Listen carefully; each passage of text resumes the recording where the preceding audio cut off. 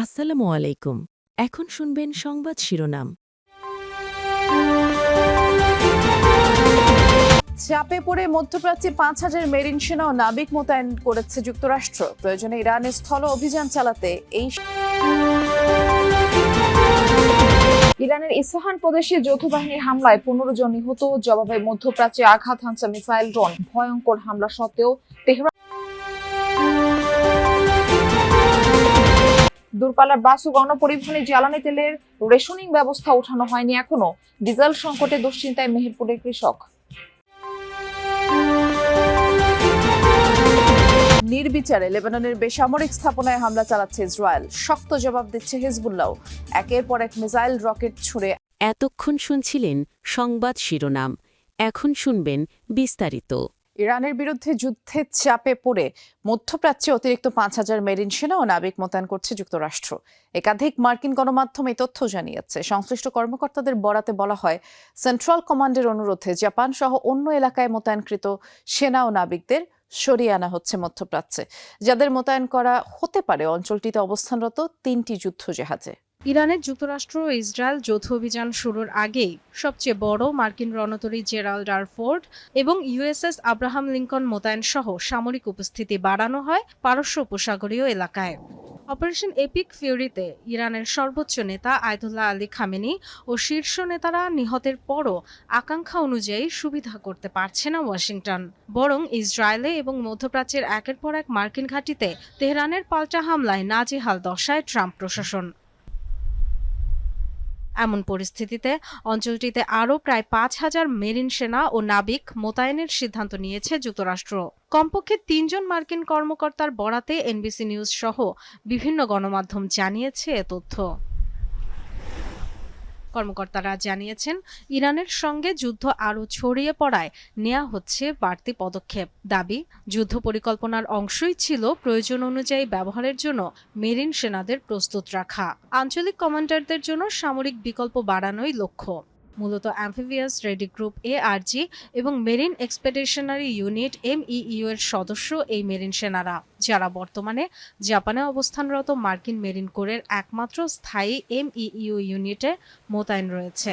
সংকট মোকাবেলায় দ্রুত অভিযান। ইরান জুড়ে অব্যাহত যুক্তরাষ্ট্র ও ইসরায়েল যৌথ বাহিনীর তাণ্ডব। ইস্পাহান প্রদেশে মিসাইল হামলায় নিহত হয়েছে কমপক্ষে ১৫ জন। শাহিনশাহ শহরে আইআরজিসির হেডকোয়ার্টার্সের সিরিজ বিস্ফোরণে খবর পাওয়া গেছে, তবে হতাহতের বিষয়ে কিছু জানা যায়নি। হামলা হয়েছে আরও বেশ কয়েকটি শহরে। আইআরজিসির ২ সিনিয়র কমান্ডকে হত্যার দাবি করেছে তেল আবিব। পাল্টা জবাব দিয়ে যাচ্ছে ইরানও। কুয়েত বিমানবন্দরে হামলা চালিয়ে ধ্বংস করেছে রাডার সিস্টেম। ইরাকের ইরবিলে টার্গেট করা হয়েছে একটি তেল শোধনাগার। সৌদি আরব, ইরাক, বাহরাইন, জর্ডান ও সংযুক্ত আরব আমিরাতেও ড্রোন মিসাইল ছুড়েছে তেহরান। একাধিক ড্রোন ভূপাতিতের দাবি করেছে রিয়াদ। ইসরায়েলের নেস জিওনা শহরে ইরানের হামলায় ক্ষয়ক্ষতির ফুটেজ প্রকাশ করা হয়েছে। হতাহতের খবর পাওয়া যায়নি। ইরাক থেকে মার্কিন নাগরিকদের অবিলম্বে সরে যাওয়ার নির্দেশনা দিয়েছেন মার্কিন প্রেসিডেন্ট ডোনাল্ড ট্রাম্প। শনিবার ইরাকের রাজধানী বাগদাদে অবস্থিত মার্কিন দূতাবাসে মিসাইল হামলা চালায় ইরান। এর পরপরই দেয়া হয় এই নির্দেশনা। ইরাকে অবস্থানকারী মার্কিন নাগরিকদের অবিলম্বে নিরাপদে সরে যেতে বলা হয়। দূতাবাসের ওয়েবসাইট থেকে প্রকাশিত এক বিবৃতিতে মার্কিনীদের আশ্রয় কেন্দ্র কিংবা বম্ব শেল্টারে আশ্রয় নিতে বলা হয়। অতি দ্রুত বিশেষ বিমানে তাদের সরিয়ে নেওয়ার ব্যবস্থা করার কথাও জানিয়েছে। যুদ্ধের আঁচ যেন লাগেনি ইরানের রাজধানী তেহরানের বাসিন্দাদের মাঝে। নিয়মিত হামলার মাঝেও স্বাভাবিক জীবন পার করছেন তারা। প্রতিদিনই বাড়ছে নিহতের সংখ্যা, তবুও ভীত নয় নগরবাসী। শহরের বাসিন্দারা জানাচ্ছে, প্রথম দিকে জীবনযাপন কিছুটা বাধাগ্রস্ত হলেও কয়েক দিনের মধ্যেই আবার ফিরেছে স্বাভাবিক ছন্দে। যুদ্ধের ৩য় সপ্তাহে এসে স্বাভাবিকভাবে চলছে সকল নাগরিক কার্যক্রম। শহর জুড়ে বাজছে যুদ্ধের দামামা। যখন তখন চলছে ড্রোন কিংবা মিসাইল হামলা। তারপরেও থেমে নেই জীবন। নিয়মিত চলছে অফিস, আদালত, ব্যাংক সহ সবকিছুই। খাদ্য কিংবা নিত্য প্রয়োজনীয় জিনিসের ঈদযাত্রায় মানুষের ভোগান্তি কমাতে সরকার দূরপাল্লার বাস ও গণপরিবহনে জ্বালানি তেলের রেশনিং ব্যবস্থা তুলে নেওয়ার ঘোষণা দিলেও এখনো আনুষ্ঠানিক কোনো প্রজ্ঞাপন দেওয়া হয়নি। সকালে রাজধানীর ফিলিং স্টেশনগুলোতে যানবাহনের দীর্ঘ অপেক্ষা দেখা যায়। সেখানে ঘন্টার পর ঘন্টা লাইনে অপেক্ষার পর মিলছে তেল। এতে ভোগান্তিতে পড়েন যানবাহন চালক মালিকরা। পাম্প মালিকরা বলছেন, অনেক ক্ষেত্রে আগের রাতেই মজুদ তেল শেষ হয়ে গেছে। ডিপো থেকে নতুন সরবরাহ না আসায় তেল দিতে পারছেন না তারা। এদিকে সরকার রেশনিং তুলে নেয়ার কথা জানালেও এ বিষয়ে এখনো আনুষ্ঠানিক নির্দেশনা পাননি বলে জানিয়েছেন ফিলিং স্টেশনের কর্মীরা। গত 6 মার্চ জ্বালানি তেলের সংকট মোকাবেলায় তেল বিক্রিতে সীমা আরোপ করে সরকার। স্বাভাবিক তো হওয়ার কোনো লক্ষণ দেখা যায় না। আপনি মোটরসাইকেল বাইকগুলো এখন বর্তমানে প্রচুর পরিমাণ, এরা তো আপনার 300 টাকা 500 টাকা তেল দিলে এখন হইতেছে না। এখন পর্যন্ত কোনো নির্দেশনা এখন আমাদের কাছে আসেনি। সেক্ষেত্রে আমাদের যদি ডিপুর থেকে তেল দেয় তো আমরা ওদেরকে আনলিমিটেড তেল দিতে পারবো। এখন তো আমাদেরকে তেল দিতে আছে চাহিদা হচ্ছে 2-3 গাড়ি, আমাদের তেল দেয় 1 গাড়ি, তো আমরা কিভাবে দেবো তাদেরকে সার্ভিস? ঈদ উল ফিতর উপলক্ষে রাজধানীর কমলাপুর রেলওয়ে স্টেশনে ঘরমুখো মানুষের পাল্টাপাল্টি হামলা অব্যাহত রেখেছে ইসরায়েল ও হিজবুল্লাহ। ইরান সমর্থিত হিজবুল্লাহকে লক্ষ্য করে হামলার দাবি করলেও বিভিন্ন আবাসিক এলাকা আর স্বাস্থ্যকেন্দ্রেও বোমা ফেলছে আইডিএফ। নতুন করে প্রাণ হারিয়েছে 5 শিশুসহ দেশটির কমপক্ষে 29 বাসিন্দা। যুদ্ধ শুরুর পর এ নিয়ে লেবাননে মোট প্রাণহানি এখন 8 শতাধিক। এদিকে ইসরায়েলি সেনাদের উপর পাল্টা হামলার দাবি করেছে হিজবুল্লাহ। সশস্ত্র গোষ্ঠীটির রকেট হামলায় ক্ষতিগ্রস্ত ইসরায়েলের বিভিন্ন আবাসিক এলাকা।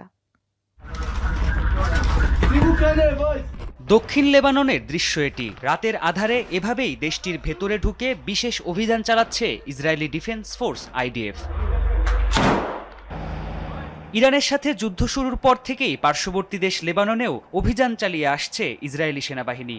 সীমান্তবর্তী এলাকাগুলোতে ট্যাঙ্ক আর কামান থেকে একের পর এক গোলা ছোড়া হচ্ছে। অন্যদিকে রাজধানী বৈরুতে চালানো হচ্ছে বিমান হামলা।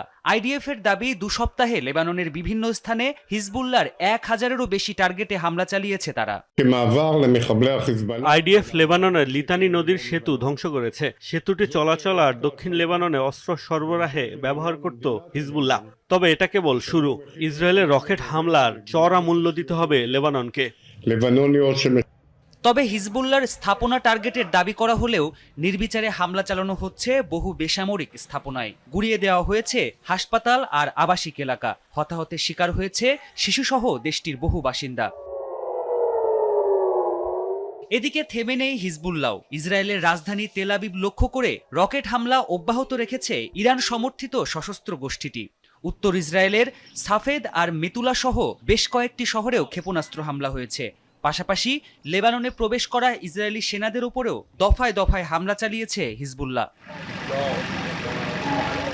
হিজবুল্লাহ ছোড়া এসব রকেট হামলা প্রতিহত করতে হিমশিম অবস্থা ইসরায়েলের। রাজধানী তেল আবিব সহ বিভিন্ন এলাকায় ক্ষয়ক্ষতির শিকার হয়েছে বহু আবাসিক ভবন। আগেভাগেই এলাকা ছেড়ে যাওয়ায় হতাহতের সংখ্যা কম, তবে চরম আতঙ্কে দিন কাটছে স্থানীয়দের। লেবানন সীমান্তের একটি শান্তিপূর্ণ গ্রাম এটি। কিছু সময় আগে এখানে একটি মিসাইল এসে পড়েছে। ভাগ্য ভালো ওই মুহূর্তে